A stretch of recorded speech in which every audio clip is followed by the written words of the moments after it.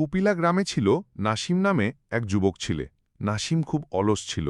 সে সারাদিন তার বন্ধু বাবু আর আশিকের সাথে খেলা করত। একদিন বিকেলে তিনজন বন্ধু মিলে খেলছিল। ঠিক তখনই নাসিমের বাবা আলম এসে হাজির আর বলল, এই নাসিম, নাসিম, তোকে বাবু আর আশিকের সাথে খেলতে বারণ করিনি?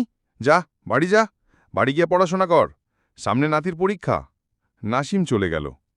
কিছুদিন পর নাসিম পরীক্ষা শেষ করে আবার আশিক আর বাবুর সাথে দেখা করতে গেল লুকিয়ে লুকিয়ে। তাদের সাথে দেখা হওয়ার পর তারা সবাই একসাথে খেলছিল। পাশেই একটি নতুন মুদিখানার তৌফিকদের দোকান ছিল। তৌফিক দোকানদারও আমাদের বন্ধু। বাবুর অনেক টাকা ছিল, কারণ বাবুর বাবা গ্রামের মেম্বার ছিল। তারপর আমার কি, তৌফিকের দোকান থেকে বাবু তিনজনের জন্য, নাসিম, আশিক আর বাবু, বিমল কিনল। তারা তিনজন খুবই অলস ছিল।